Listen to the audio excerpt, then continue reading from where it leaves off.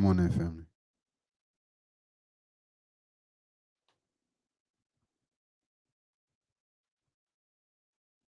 Come on in.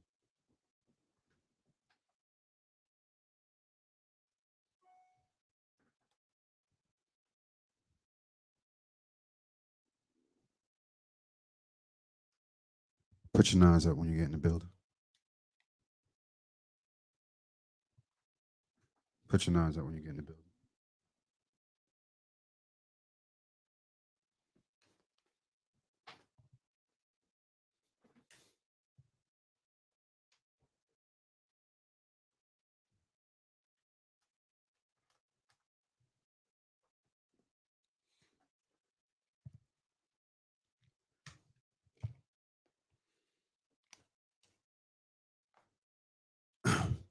We talked about this day. Come on in, family. Put your nines in.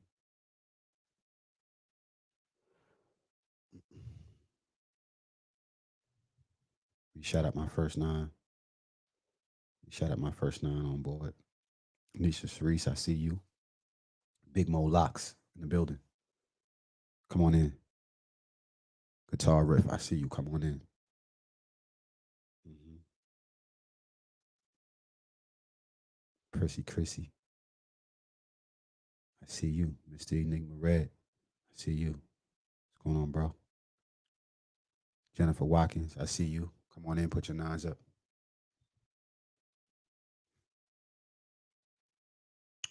Nazine Entertainment, Jamila Bukar, Sinead Collins, Dua. Assalamu alaikum, shalom, Hotep. Grand rising to the royal family and all that. Grand rising to the royal family.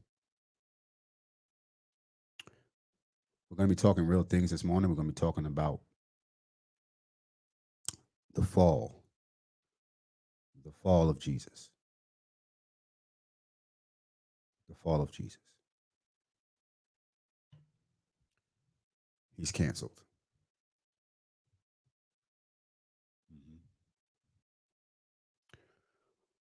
For those of you who have been on my platform, you're no stranger. You're no stranger to how I feel about the concept of Jesus Christ. You're no stranger to how I feel about the concept of Jesus. Now, there's layers to this. There's layers to this. I mean, of course, we have all types of Jesuses now. We have the white Jesus. We have the black Jesus. In some cases, the Indian Jesus, the Chinese Jesus. I mean, we have Jesus from all walks of life at this point in the game. And rightfully so. Rightfully so. When you understand who or what Jesus actually is. Okay. So around the world, we have people now, black people in particular, beginning to destroy and vandalize and tear down statues. All over the world, we have statues being destroyed, representing white supremacy, symbolizing the black struggle, symbolizing the overseer, symbolizing the tyranny that people of African descent have been going through for quite some time now. And you're starting to see an uprising of the people of African descent who know what these idols represent, who know what these symbolic representations of these human beings represent. So, rightfully so, in this climate, they are beginning to uprise due to their newly found knowledge for some and their gall to destroy white supremacy, realizing that this is a major issue here in the United States. Now, I did a video a few days ago about the awakening, about how now the first stage of awakening is anger, because when you awaken, the first thing that you realize when you are newly awakening is that you can understand symbols. You can understand symbolism far more better than you used to.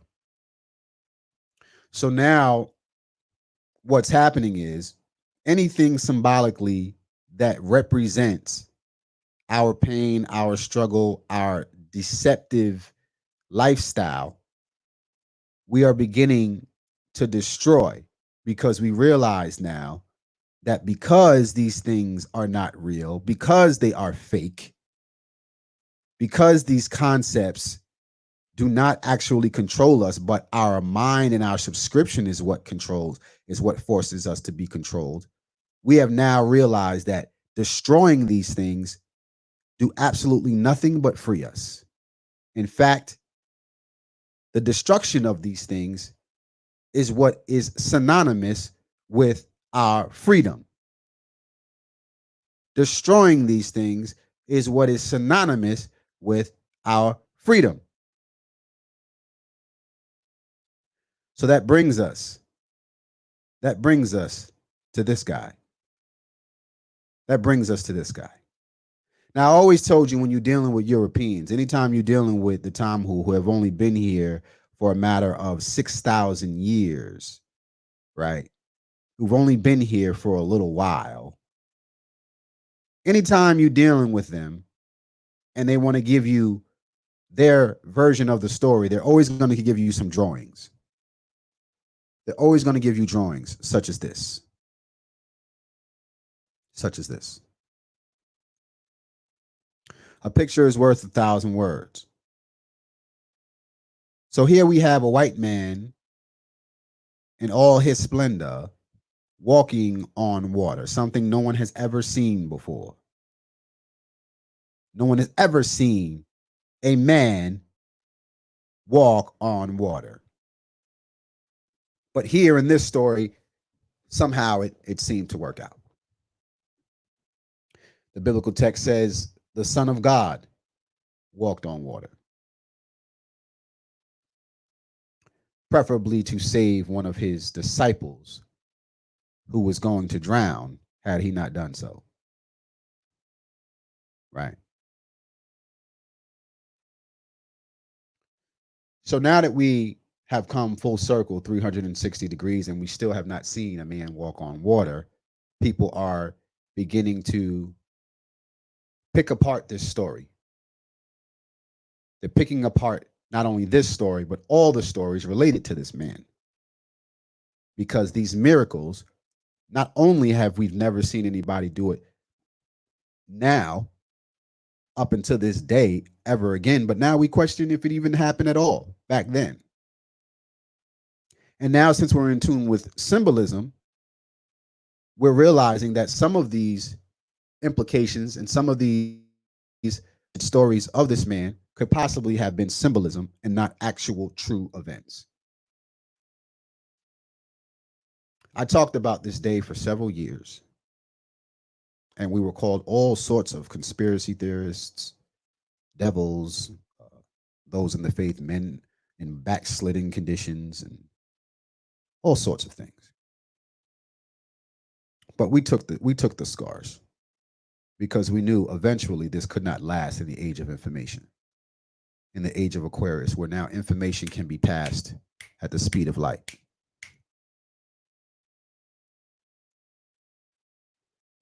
So they said something about Jesus. Let's start from the beginning, when he was a child. They said Jesus, and upon his birth and his family, fled fled to Egypt. Fled to Egypt from Bethlehem. This took place around 74 BC when King Herod was around. The unusual part about this story is that if Jesus looked like this and he was fleeing to Egypt as a little boy, he would have looked like this in Egypt. He would have stuck out like a sore thumb. And no one seemed to question if Jesus was white. If Jesus was white, how in the hell would he be able to move around in Egypt unseen? Why would they even pick Egypt for him to hide in, knowing Egypt is a black land, knowing that Egypt was in Africa? How would a white boy hide amongst black people in Egypt?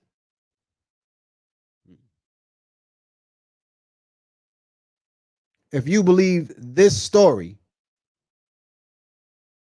then you believe this illustration on the screen actually happened. And this was not documented. If you believe that this man named Jesus was a white man, then you believe in this illustration right here. Now, we know about Africans and how Africans dealt even with their own who were albinos. Even to this day, we didn't even have mercy for our own children who are albinos. Huh? But you telling me a full-blown white man, a full-blown white boy and his family can go running around in Egypt looking like that? All right. All right. There's no mention of the pyramids. There's no mention of everything else that was built during that time of the people of ancient Egypt. No mention of it at all in all of the biblical texts. No mention of it at all.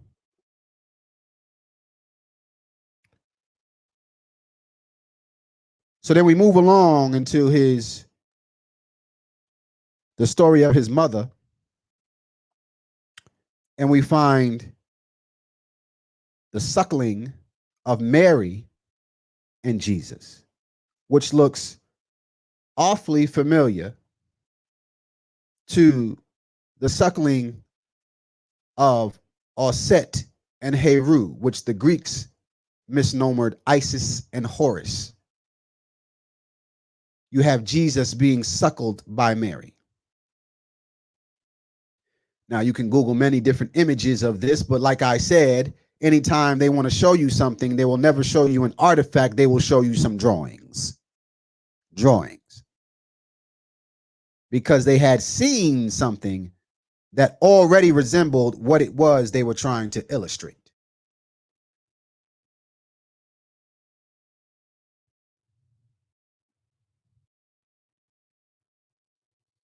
You see, the reason why the color of Jesus and what Jesus' complexion is such a compelling story, and one that people don't want to talk about, specifically those of Christian background, is because when you get into this discussion and you realize that this man that they were talking about had to have been a black man, the first question that one would ask is, if Jesus was not white, and if Jesus was not a person of European descent, if Jesus's complexion does not matter, then why'd you change it?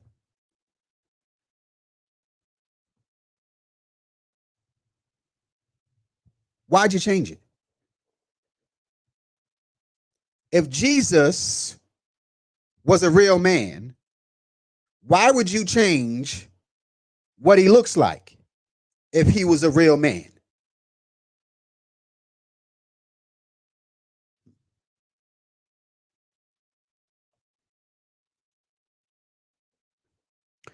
Why would you want to flee to a land where they enslaved people, according to your book?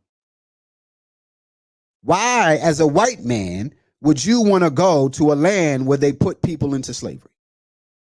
Why would you go there to hide?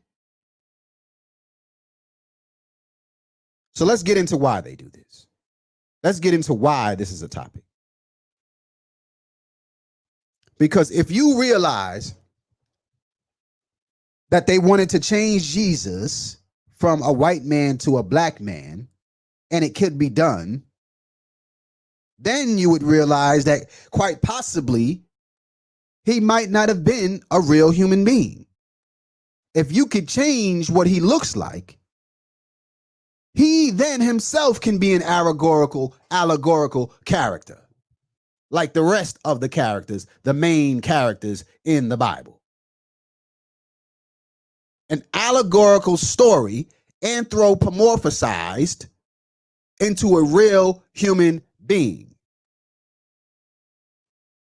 You see, because the ancients already had a story that matched the story of Jesus almost to the T.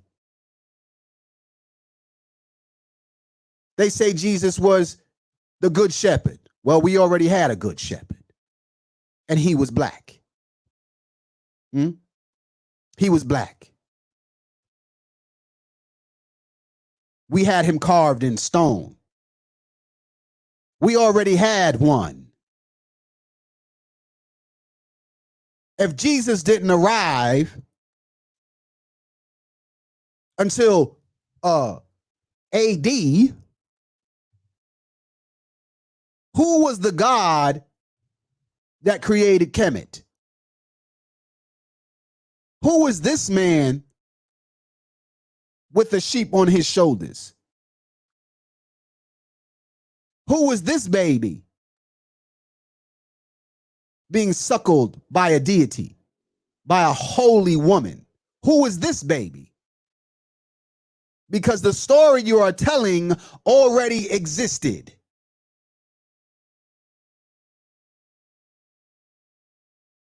Where did you get your story?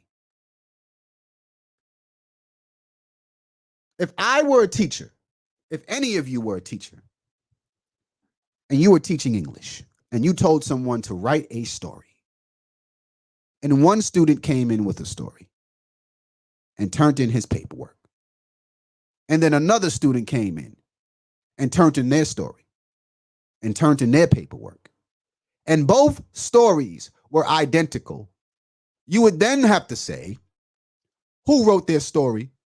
Who plagiarized this story? You would look at it and you would say, somebody is cheating. You would then have to realize and figure out who is the source of this story. Who is the one who wrote this story? Who is the originator of this story? You would say, student A, why does your story directly mimic the story of student B? And then you would have to sit them both down and figure out the facts that would lead you to the truth as to where this story comes from and which one of these individuals is being disingenuous. Which one of these stories is plagiarized?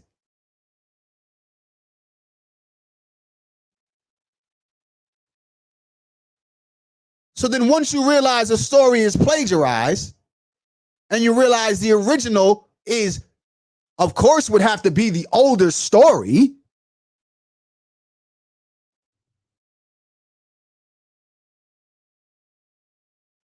Now, when you delve into the facts of the matter and you realize the older story is very,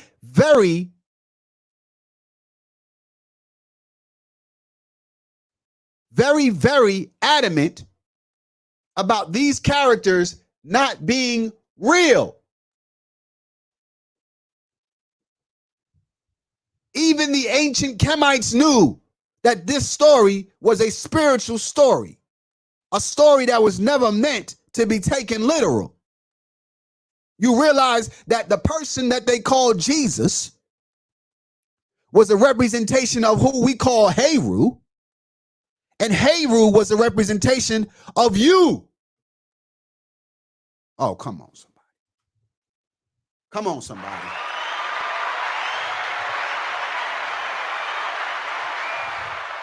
Once you realize that Heru is you, why then would you look to a God outside of yourself? You wouldn't do it. You wouldn't do it.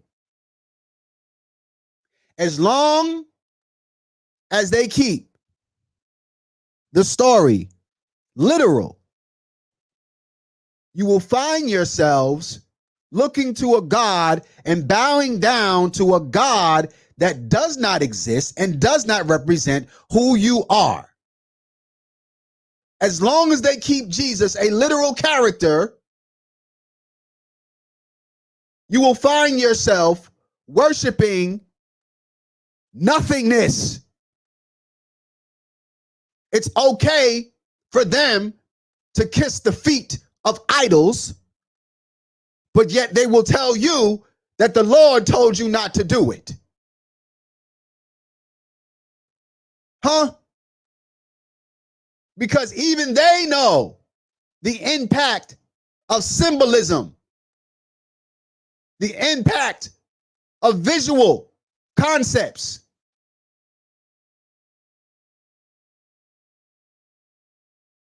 They have been running game on black people for hundreds and hundreds of years, to the point where they don't mind painting him black to make him real.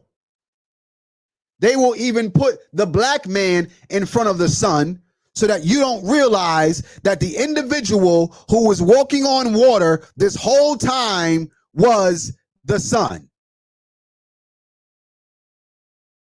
The footsteps of the Lord were always the rays of the sun on water. Do you see the footsteps? Do you see the footsteps of God?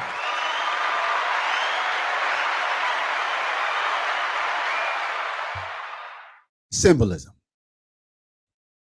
Symbolism. Symbolism. Once you break the spell of symbolism, it's all downhill from there. Whether we're dealing with white supremacy, religions, it's all downhill from there.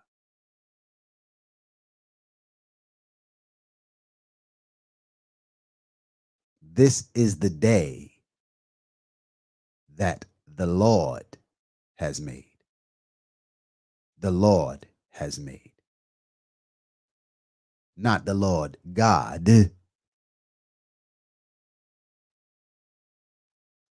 but the Son. For the Lord God is a sun and shield. The Lord grants favor and honor.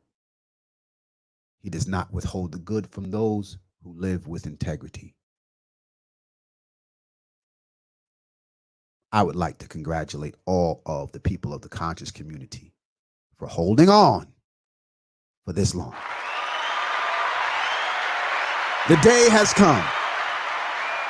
The day has come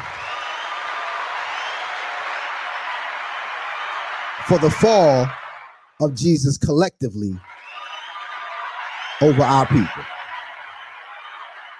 The day has come when now we realize we have been bamboozled, we have been hoodwinked, we have been deceived,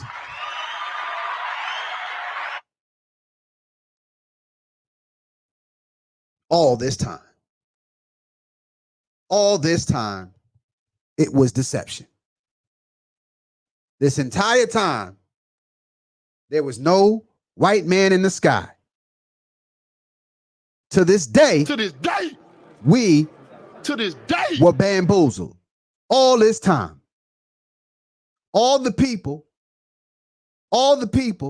that you turned away, all the people that you deemed evil, all the people that you thought were stupid, all the people that you thought were lost, all the people that you thought because of the challenges they had in their life was due to their God. As if you yourself did not face those same challenges.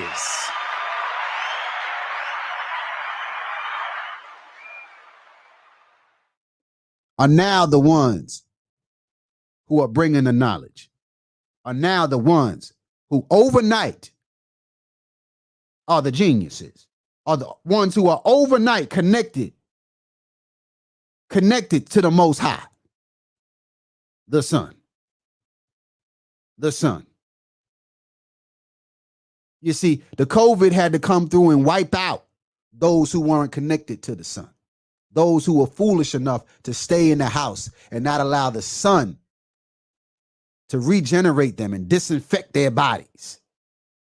They fell for another trick of the time who. By realizing they not realizing that they were children of the Son. You see. They purposefully put these beings in front of the Son so that you would put your faith in a man that never existed. You would put your faith in a man that never walked this earth. They purposefully put him in front of the Son. You see that? You see that there? That's how they did you. That's what a halo is. A halo is the sun behind a person's head. But if you take the person away, you'll realize the story the entire time was actually about the Son. The actual Son that we see every day that we cannot live without. You will die without the sun shining its rays upon you every day. You will die.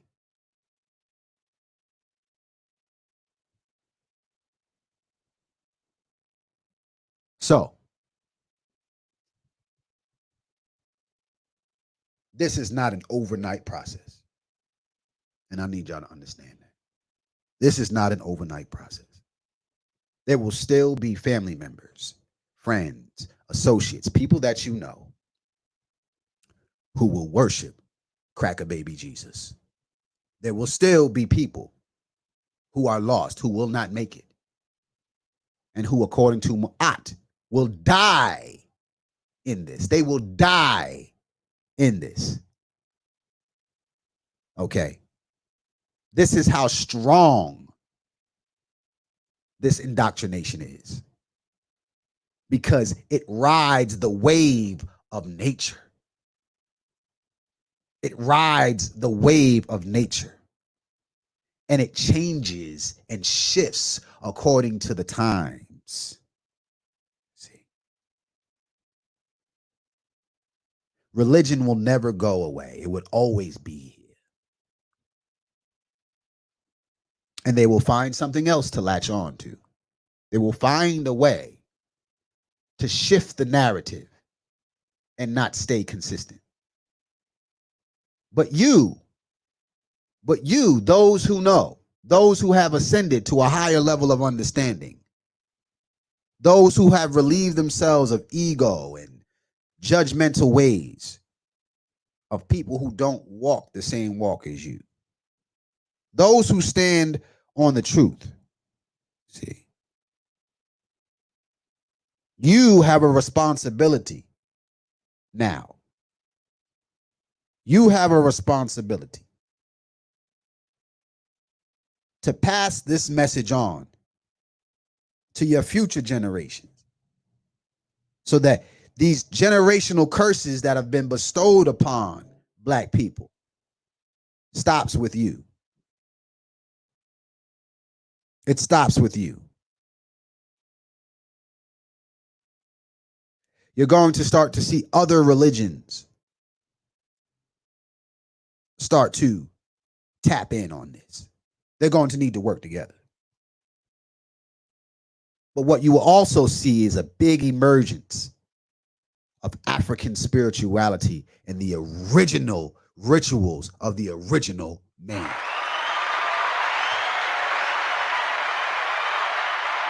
You will start to see people begin to tap in to their true nature. Right now, without any structure, without the Black man having any collective structure as to spiritual concepts, you're starting to see them awaken and toss these statues in the water. This is freelance. This is freelance. And I'm gonna be honest with you. Some of these white folks tired of it too. They tired of it too. Because they know who their true deity is. They know where home is. They know who the true deities of this earth are. And they're tired of trying to hold the burden of being what they call gods. They're tired. What we do naturally, they have to work twice as hard to create. They have to get lip injections, butt implants, boob injections, all the different things, the curves that our Black women have, they have to go out and buy.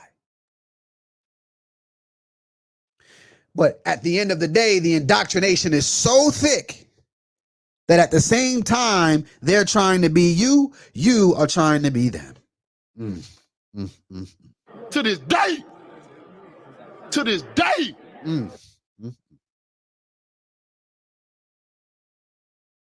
If you only had enough love for yourself and realize that you are the creators of this story.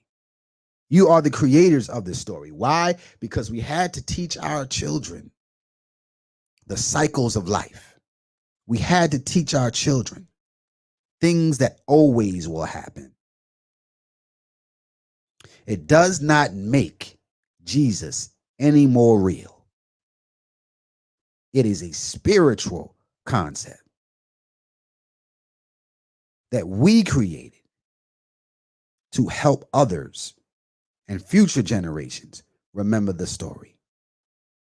When you are dealing with Daniel in the lion's den, you are dealing with Jesus in the constellation of Leo. When you're dealing with the Last Supper, you're dealing with Jesus in the constellation, moving into the constellation of Aquarius. And ironically, the age of Aquarius, is the age where Jesus dies.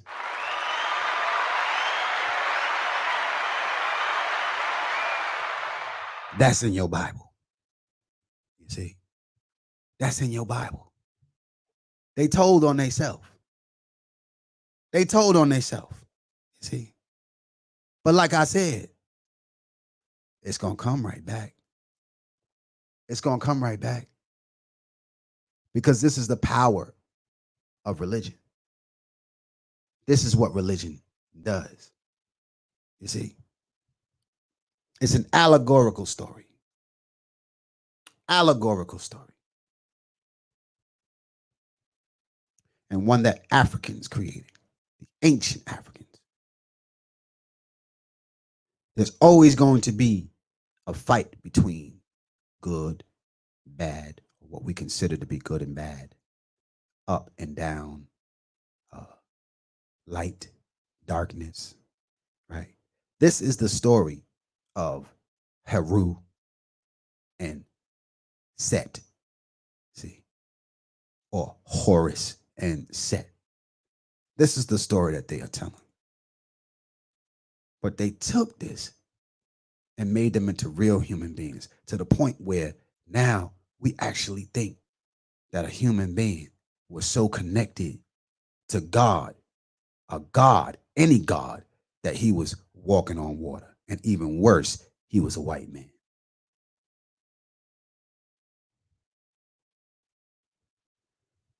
By the time King Herod existed on the planet, this book here, The Chronicle of the Pharaohs, it's a chronological order of all the kings and queens of Kemet in this book.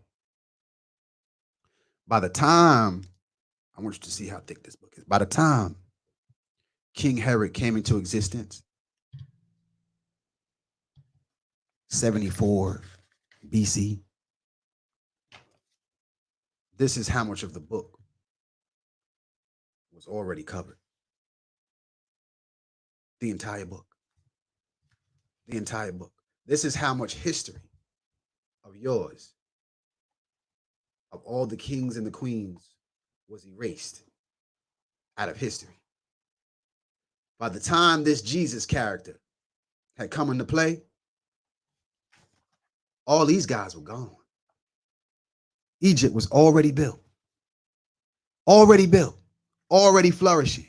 The lives of all these individuals had already been long gone.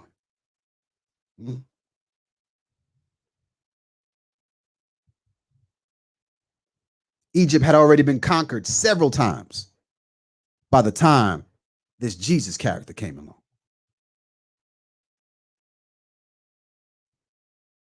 You have to ask yourself, who was the God that kept those people? And how come they didn't mention a God? Who was the God that created the pyramids? Who was the God that gave them mathematics? Who was the God that gave them the sciences and alchemy? How did we end up where we were, flourishing, if those were bad people? How did they flourish so much? Why did they have to be conquered and destroyed? And why, if they were such a bad people, why would you then turn around and mimic them in their story? Why would you mimic them in their story if they were such an evil people? Why would you want to do anything that looks like what they were doing if these were the evil people? Why wouldn't you turn the opposite direction and do something totally different? It does not make sense. It never will. The only way it would make sense is if you were a thief. If you were a thief. You ever had somebody talk a whole lot of shit about you? And then go and do the same thing that you was doing? They wanted what you had. They wanted what you had.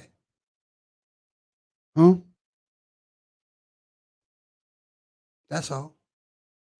That's all. From the time this man's story existed, from the time he was born up until his death, his entire story came from somewhere and had been done by somebody else. It had been done by somebody else. from the baptism to the resurrection. It had already been done by somebody else in ancient Africa. By entities who everybody knew were not even real. Huh? And by some who were real. By some kings and queens. We can pull up glyphs of Egyptian baptisms. Let's see if I can pull one up. See if I can pull one up so you can understand that Jesus wasn't the first one to even be baptized. He wasn't the first one to even be baptized. So you got to tell me what makes his story more important than those of your ancestors. He wasn't the first one. The way they talk about it was like John the Baptist was talking about this man being baptized, and coming through and saving the world. So who this right here then? That don't look like Jesus.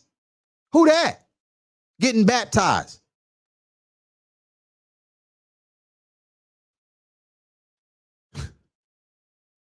Now, let me get a little bit better one for you. Let me get a little bit better for you. So for the smart ones who want to say, oh yeah, well that's a drawing. That's a drawing. Well, let me get a better one for you. Let me get a better one. We can pull up one in stone. We can pull up one in stone. And it's not destroyed by mistake. It's not destroyed by mistake. Like they did many of the statues that held the story. Like they did many of the statues that held the story. They would blow their faces off. They would blow their faces off. This is what they did. So because you don't know what they did, you think that it never happened. You think that it never happened. When simply it's just a lack of knowledge on your end. Nothing more, nothing less. A lack of knowledge. They gave you just enough to keep you going in circles. Just enough for you to buy into the white version of their story to make you think that they were real. They blew their noses off so you wouldn't be able to tell that was a black person's nose. They blew their noses off.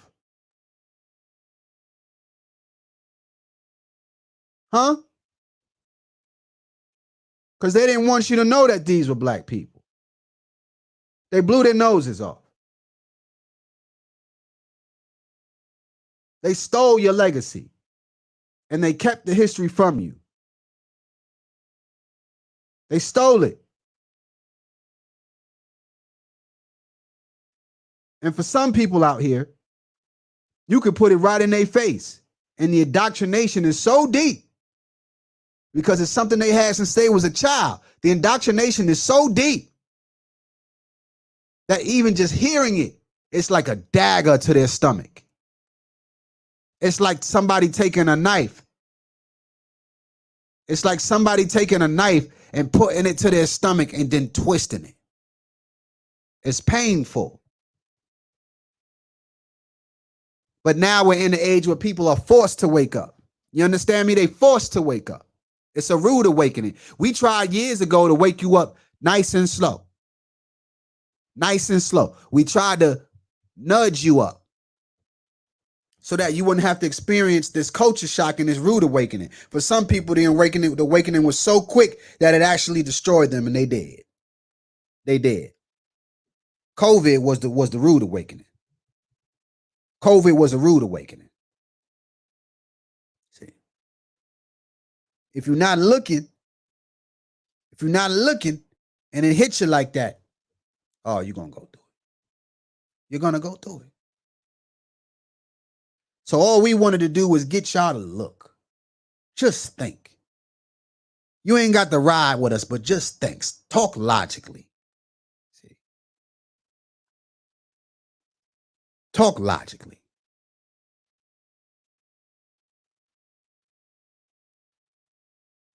You are witnessing in real time, the fall of this fictitious character.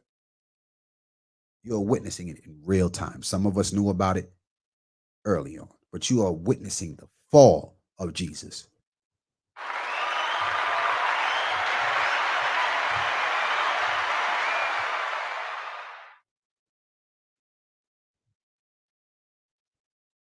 You can find images of the Pope kneeling to a black Madonna. We're going to go through some here. No structure. We're going to build. I'm going to pull some things up as they come to mind so that you can see what happens. What happens behind closed doors and what happens in the public. Because they want you to worship them while they worship you. They know where the story comes from. They know who the originators of this story. Where else in the world, in time, do you question whether a person was black or white? The only time I've seen that on this planet is Michael Jackson.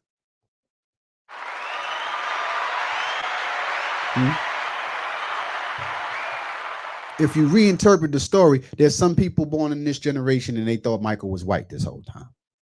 Didn't even know he was a black boy. See? Where else do you see somebody do you question what nationality Gandhi was? Do you question what nationality any other deity was? Huh? Do you question it? Do you question what nationality Buddha was? Don't even think about it. But with Jesus, for some reason, he's like a shapeshifter. He can be all different nationalities. And just a side note, they did the same thing to Buddha too. Because Buddha was originally black. Why in the world, if something was that ancient and at one time there was no white people there, why would the first image come in as a white man when all of the people were black? Why? That wouldn't even make sense. You say, well, why did they change it? Well, when you conquer a nation, even though you conquer the physical part of the nation, in order for you to sustain that, you have to conquer the minds of the people as well. Otherwise, the people will just pick up and leave. They'll pick up and leave. So when you have white conquerors in Africa, you have white conquerors in Egypt, and they're ruling over a black population of people. And this black population of people is used to worshiping a black god. In order for them to respect you, you're going to have to serve them a deity that looks like you. Because the God that they worship is what dictates whether you are powerful enough to sit in the seat or not. They're going to say, what makes you worthy to be in the seat? So the ruler would then have to establish a connection, much like your pastor does, to that God. To say, here's the reason why you should listen to me and follow me, because I am connected to the God. And the God that I'm speaking of, the one that conquered you, looks like this.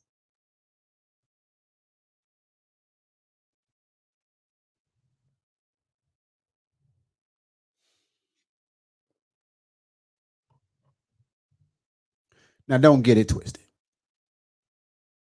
There's layers to this. There's levels to this. We dealing with Africa. Africa is a large continent. It has been conquered many different times in many different spaces in many different countries. So you're going to find even people in Africa who don't even know their own history. I get it in my inbox all the time. I have people that live in Egypt that don't even know anything about the pyramids. I have people that live in Africa and Uganda and Ghana, and they call me all the time and they ask me about African knowledge. That is the power of indoctrination. There are videos that I put out with African knowledge in it, and they ban it from those countries. They ban the knowledge from those people. So I am not surprised by African people, modern day African people, who still subscribe to the white Jesus concept or the black Jesus concept. I am not surprised. If the indoctrination wasn't a real thing, we wouldn't be having this conversation. If the indoctrination wasn't that strong, we wouldn't be having this conversation. It can happen in any walk of life. You can be miseducated in any walk of life about anything. And the truth could be right in front of your face. Black people have been subjugated to the miseducation of who they are for hundreds of thousands of years, not just in the United States, but collectively around the world. Black people have not realized who the hell they are. And when I say black people, take that with a grain of salt.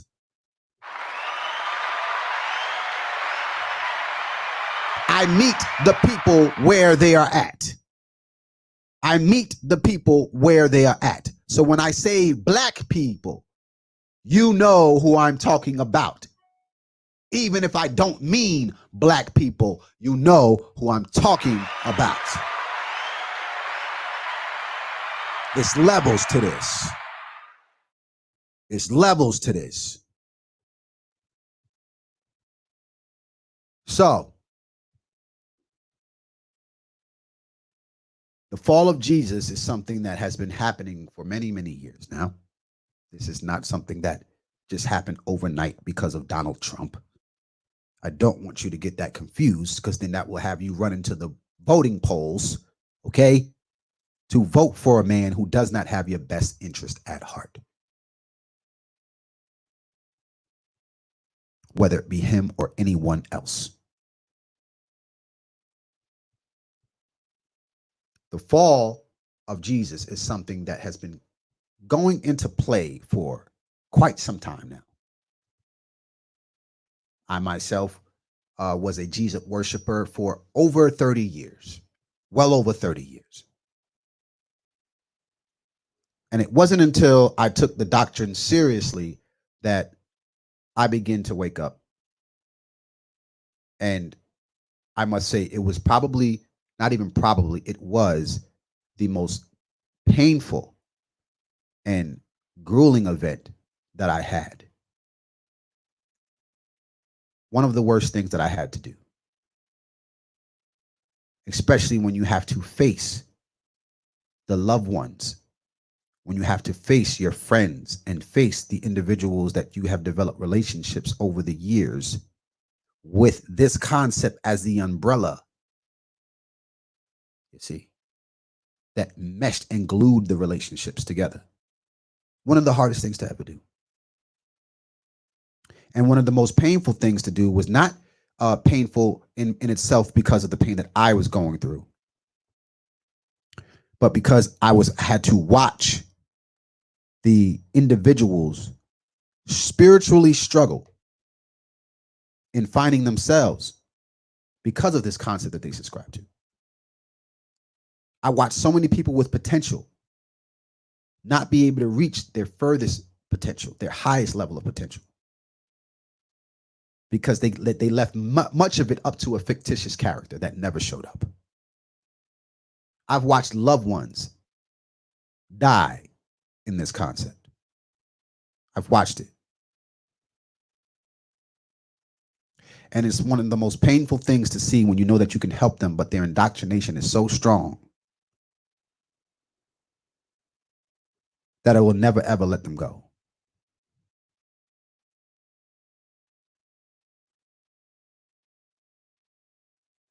From the time you were a child, some of you have been fed this concept over and over and over.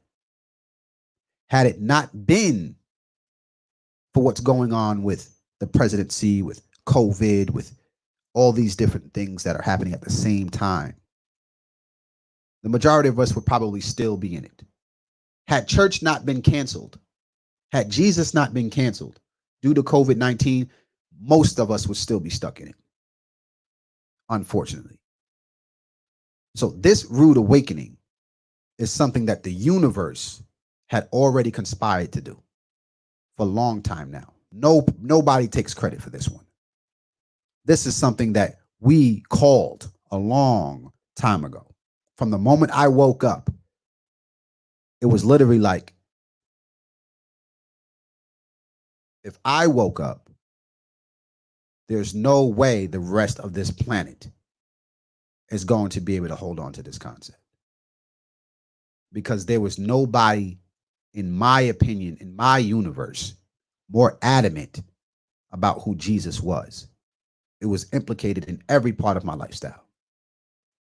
And I said, if I was moved to walk away from this, then I know without the shadow of a doubt that those who were not in debt as I was collectively are going to tap in.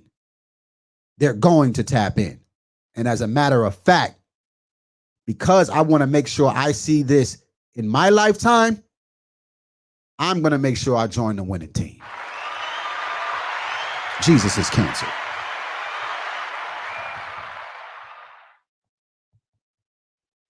Jesus is canceled.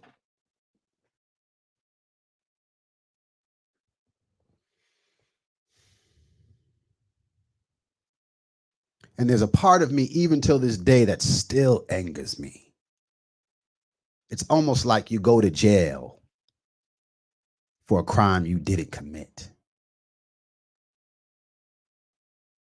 to come out 30 years later. To come out 30 years later. You look at it and you say, yeah, you know what? I can start my life over. I can start my life over. You look at the bright side of things. But unfortunately, there are some who are so institutionalized spiritually, they rather go back to jail. They rather go back to get that 3 meals in the cot. You see, it's a program. You know, we have Christians who are walking around right now saying, we're blessed because COVID didn't kill us. There are people who are walking around right now in Christianity who are thankful for slavery because they were introduced to Christianity during those times. To this day. To this day. To this day. They are thankful that slavery actually happened. Can you believe that? They are thankful that their ancestors were whipped and beaten and taken from their families and placed on boats and ships and brought over to foreign lands. They are happy that that happened because they feel they would have never met Jesus. They are happy that your ancestors' wives had babies ripped out of their wombs. They are happy. They are happy that the slave master raped their wives in front of them. They are happy. They are happy that their men were put on blocks, on whipping posts, and beaten in front of the tribe, beaten in front of the plantation, butt-ass naked, buck broken, with homosexual acts, sold to the highest bidder, and furthermore taken from the family. They're happy because they were introduced to Jesus then. You see how sick this can get? You see how sick this can get? They're happy their names were taken from them and they were named as property and that they still carry those names to this day. They're happy about that because they were introduced to Jesus. They're happy of the 400 years of oppression and running from the slave patrol, who we now call the police. They are happy to this day. To this day. They are happy because they were introduced to Jesus. That is what we call Stockholm Syndrome. They are happy.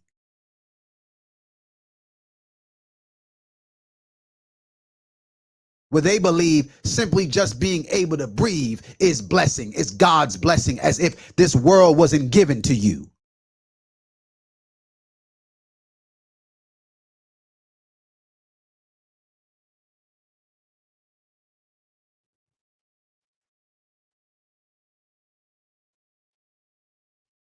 These are the type of the individuals, if you show them videos of slavery, if you show them the things that went on back then, they can't even stomach it.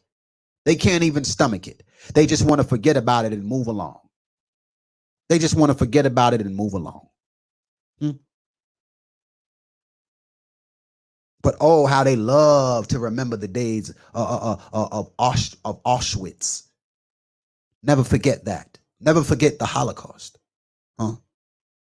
Never forget the things that happened to your oppressor. Never forget that the things that happened to the Jews. Never forget what happened to white men. The fallen soldiers of the wars. Never forget what happened to them.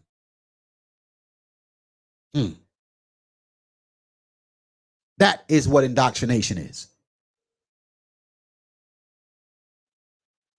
You love yourself so less that you will worship their deities. You will worship their women. You will worship their men. You will worship their dollar. You will worship their business. You will worship their techniques, their ideologies, their spiritual systems. You worship everything about them. You niggas hate everything about slavery except for Jesus.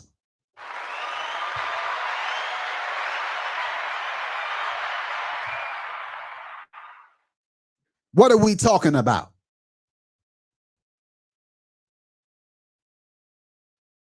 Not knowing that alone in itself is what slavery is. It's slavery of the mind.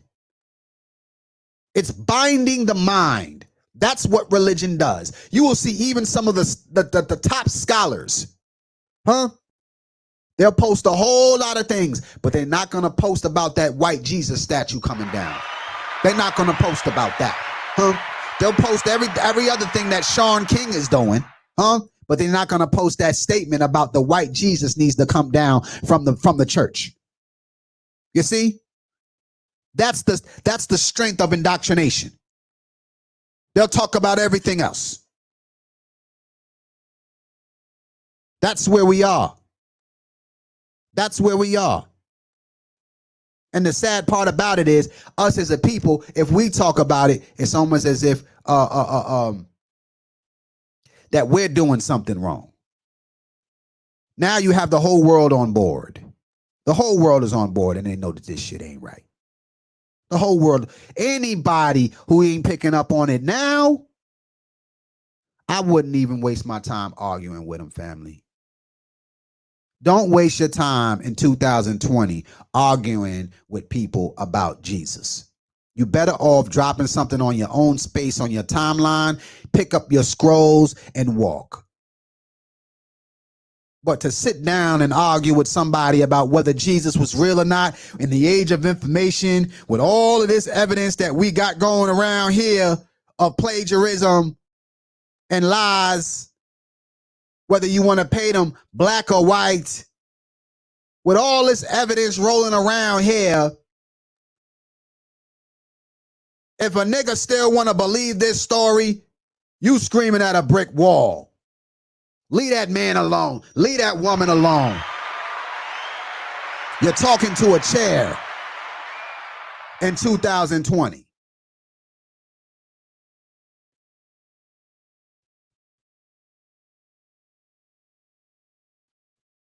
Where do we go from here? This is what I say. I say sit back, watch it burn. Watch it burn. Don't stand in the way because you'll get burned. Don't stand in the way of the fire because you will get burned. This is an all-consuming fire. This is one that has happened before in history, and it will happen again.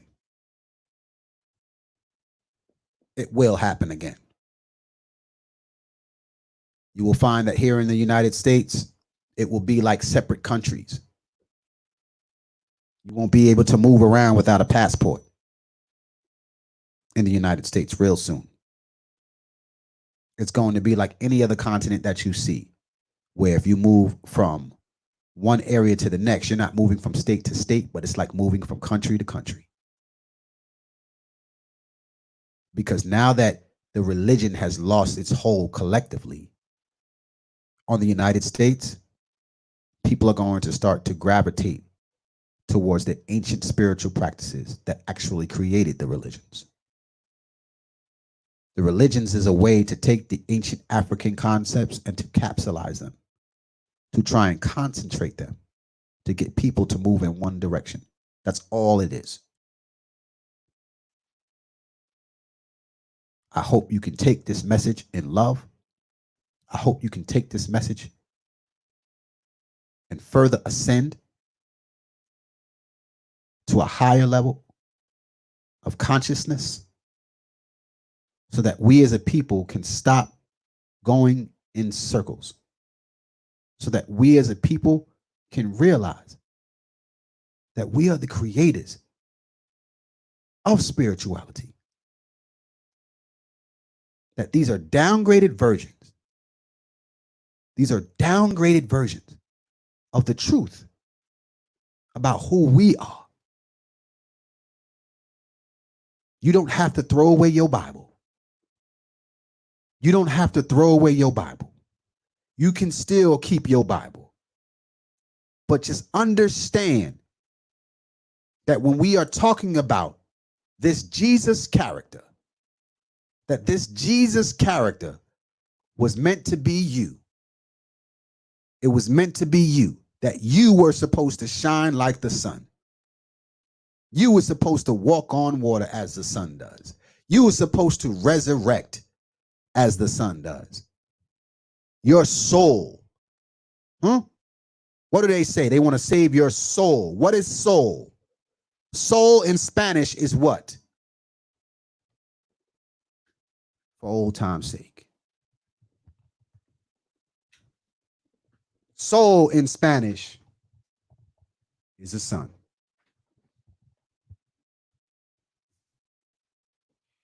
What are we talking about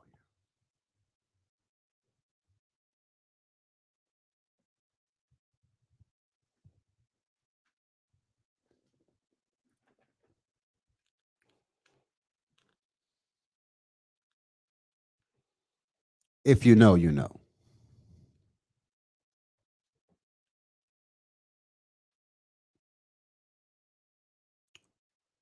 No other population of people worships a deity that doesn't look like them but black people. Only black people do this. Did you know that? Have you noticed that? Only black people worship a deity that doesn't look like them. Asians have their deity. Indians have their deity. Israelis have their deity. Arabians have their deity. And they all look like them. Only us, mainly African Americans, black Africans, we are the only ones who worship a deity that does not belong to us. What is that? What is that? And why is it only us? It is then that you realize what white supremacy is, what the effects of slavery has done to a people, who is subjugated to it for that long. It is only then that you will realize how powerful that thing is. How the body follows the mind. If you can get control of the mind, everything else is a cakewalk.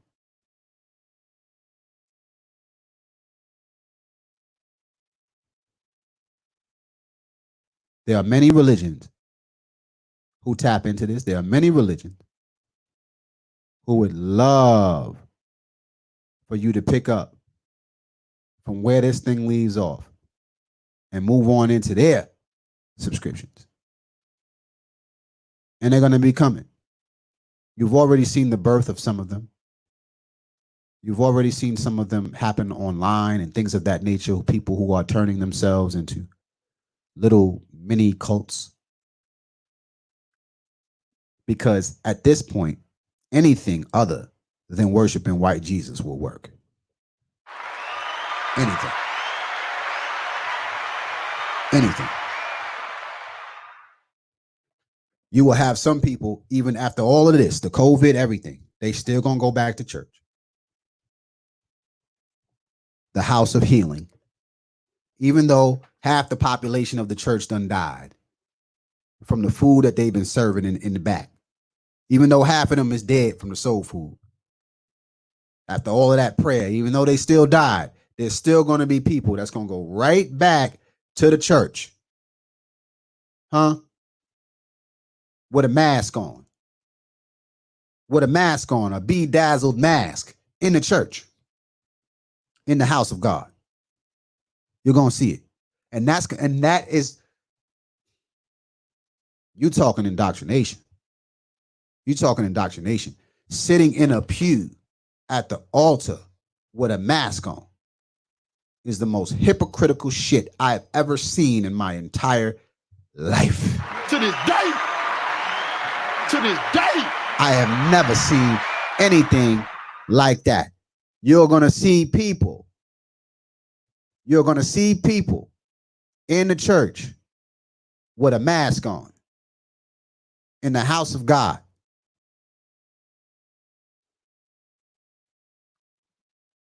And they're not going to think nothing of it. And you're not going to be able to tell them nothing either. Talking about Jesus is alive. That's right.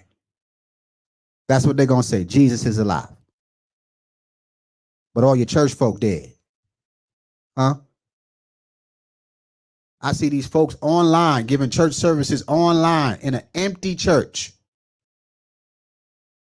Because 75% of them is dead. Okay. And this ain't nothing I'm making up. I'm still got ties with some of the people in the church, and they call me. They call me to this day. And they tell me, To this day. brother, we got people at least 3 a week dying. At least 3 a week dying from the church. A whole generation of people gone. Our elders, the ones that supposedly been praying for us and got us through our lives, they dead. They dead. Let them tell it. Jesus came and called them home. Let them tell it. So don't be surprised when you see folks pull up in church with their masks on in the house of God, in the house of healing. Don't be surprised when you see it, because that is the power of indoctrination. And you know what? I can't be mad at them. I'm more empathetic now, and I look at it as more of a sickness. You see, I used to look at it as stupidity. I used to look at it as idiocracy. But now, as I've ascended in my spiritual walk, I now see it more like a sickness. So I treat them a little bit differently now in my thought processes as to what they're going through. See, I don't have sympathy, but I do have empathy for what their mind state is in. Because the mind is about repetition. Repetition is the mother of skill. So if they keep giving you this thing over and over and over and over, generationally to generation, see, from one generation to the next, passed down, it's in every part of your life, and scripts and movies and television, and music, and they have everything that you need to reinforce this, even a lifestyle, food, clothing, fashion, everything. That's a hard thing to break. So until they got us to a point where they took away all of those vices, the people were not going to be ready for the awakening. And I'm empathetic to that. I understand that. So you, as the awakening, those of you who are on this feed today, you're here for a reason, and you have a responsibility. You have a responsibility to your people, to those who have gone through the same houses that you have gone through, the same indoctrination. You now have a responsibility to help guide them, because if you don't catch them now, they will be gone forever. If you don't catch them now, they will be gone forever. So that is your charge. That is your responsibility. Those who know the truth, you have been called to be the one to take them to the next level. Don't let them stay there.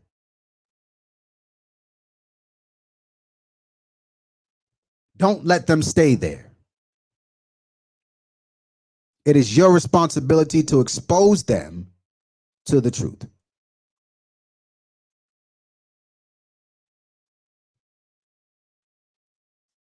Now, they don't have to subscribe to this nationality to get the knowledge. Let's make this clear. Let's make this clear. For those who think that the story of Kemet is the only thing that's out there, let me help you. Let me help you. The people of Kemet came from South Africa, or what would have been the North at that time, because the maps have been flipped upside down. They came from the Nile Valley. Kemet was the epicenter of where things exploded onto the world scene. It was Kemet that gave the rest of the world a go-to place, much like Times Square. But Kemet consisted of knowledge, not from just from Kemet, from Egypt, from that particular location. It was mainly knowledge from all over the world, particularly from the Nile Valley, where they got their concepts of mathematics, alchemy, so on and so forth, all the sciences. Okay. So when somebody says that they are a Kemite, be clear. What they are essentially saying is that they are of the Nile Valley. They are of South Africa, or in that time, Northern Africa. The Levant. Well, not the Levant, the opposite of the Levant. So when you get this knowledge, don't think that you can only get it from one place. You need to understand that you need to study all knowledge. Knowledge is infinite. The thing that makes me effective about being able to break down Christianity is because I walked through the house of Christianity. This is what you need to understand.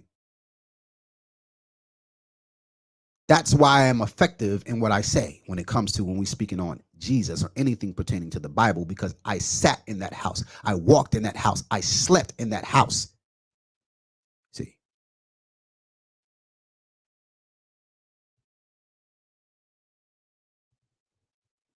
So understand that the things that you weren't allowed to read, the things that you weren't allowed to understand of other walks of life is the key to your liberation, no matter what it is.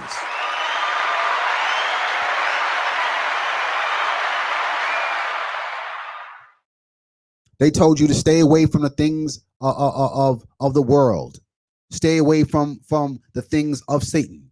How would you even recognize Satan if you had not studied him? No more than you wouldn't be able to recognize the voice of your Jesus had you not studied your Jesus, right? So when you're dealing with knowledge, stop letting people tell you that the only way to get your knowledge is through this channel, through this package.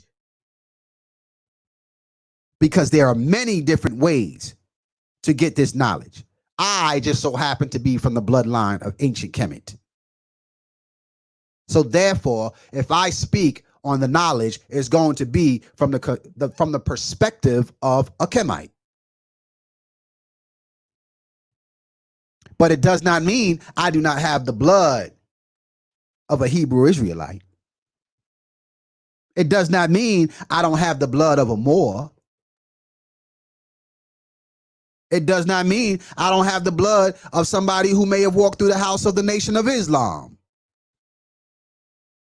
or Hare Krishna,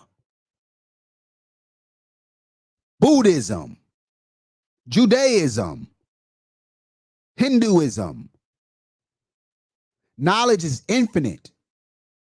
And when they took the knowledge out of Africa, they spread bits and pieces of them into all these different sects. The reason why we tackle spirituality and the symbols is because if you understand that, then you can understand what all the different sects are trying to say. Does that make sense, family? If you understand symbolism, now you can sit down with somebody who is a Moor. Now you can sit down with somebody who is from the Nation of Islam. Now you can sit down with somebody who is from any walk of life. And all they need to do is put down their scriptures, put down their symbolic representations of what they consider to be a god or a deity or the Most High or the Inkar or the Nature. All you have to do is tell them, show me your images. Show me your images. Once you show me your images, I will know what it is you are trying to say to me. Once you give me those gestures, once you give me those hand signs, whatever you're doing, show me. Show me.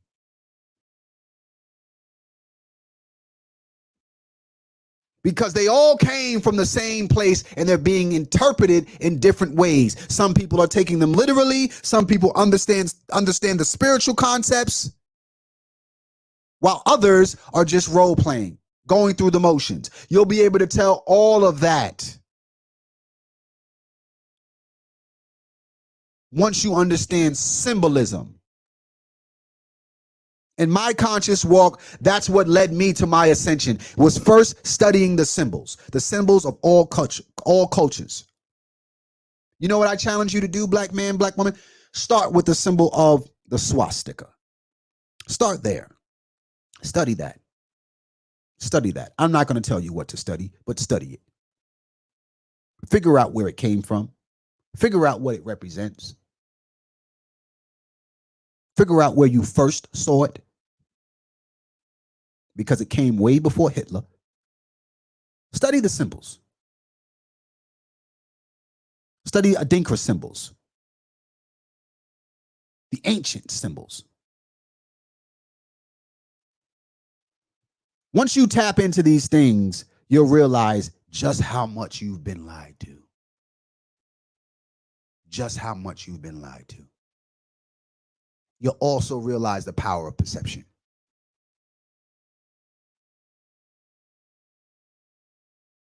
Because for some of you, you've had this understanding for your whole life. So, what you're seeing is the fall of Jesus. You're seeing the fall of his spiritual concept of who he was, what he represented, of who he is. Does it mean that he will be a dead concept? Absolutely not. Absolutely not. Energy cannot be destroyed. It can only be transferred. So you will begin to see that energy be displayed in other areas culturally, which will help you, especially here in America, to accept other people's cultures as they begin to come along your way. So with that being said, family, I love y'all. This week, I will be having my brother Shaka Amos on the Tap In podcast. I'll be having my brother Shaka Amos on the Tap In podcast. If you don't know this brother, you need to Google him and watch some of his videos so you can see what he is about. It's going to be a compelling build. Anytime me and this brother get together, it's a compelling build. From the first day I met this brother, we sat down for about 6 hours in his home and just build on books and knowledge. And he freely gave it to me, and a friend of mine gave me the knowledge like I was one of the guys, like I was one of the top scholars, you see. And I'm very much appreciative to him for that, for providing a strong foundation for me early on in my walk of life through Kemet, through the House of Kemet. I'm forever grateful for those talks. So this Friday, we will have Shaka Amos. Now, if you have any people or guests or scholars who you think would be a good fit to come on my show, I really don't care where they're coming from, because I am not discriminative of the knowledge and the bills that I have. I try to practice what I preach. So if you have anyone, it does not matter what walk of life they come from, if you would like for them to sit down at a table with me on my podcast and have a discussion, definitely hit me in my inbox, and we will try and get them on the show to have a respective build. I do not do debates. This is not the season for debates. The reason being, if you notice, the reason why we did not have the turnout of the conscious community in the movement and in the marches is because during the time when we ought to have been preparing our armies, they were debating.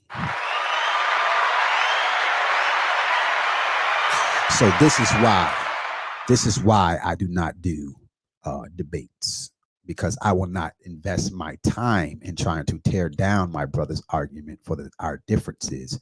I would rather take that time to figure out where we are similar. Like I said, put your symbols on the table and let's figure out what you're trying to say. Let's figure out what it is you're trying to say. So, with that being said, I love you. I love you. I love you. If this video did anything for you, if you enjoyed this dialogue, you can hit me up via Cash App. Show your love and support for a brother. Cash App $ Jamar A. Milton. My PayPal is the Lighthouse Movement LLC at gmail.com. The Lighthouse Movement LLC at gmail.com. We will continue to drop this knowledge. We will continue to put this work out there. Dua to brother Roland Griffin on your donation. I appreciate you. Thank you. Dua to everyone who is on this feed and who gets it. Dua to everyone who is on this feed and who understands where we're trying to go and has taken the commitment and has made the charge, taken the charge rather, and made the commitment to further your people, to invest in your people. Because at this point in time, you are so important. What you have to say and what you are thinking and where you are trying to go is important, because they need somewhere to go. You can't snatch Jesus away from them and not give them the alternative. You have to show them spirituality. You understand me? You can't just rip them out of their house and throw them in the street and expect for them to be able to survive. They're going to want to go back in the house. We are all we got. So with that being said, may the divine force in me greet the divine force in you, and may you manifest every heart's desire. Ashe, Ashe, Ashe, family, and peace. Jesus fake, bruh. Jesus cancel. The fall of Jesus. Ashe.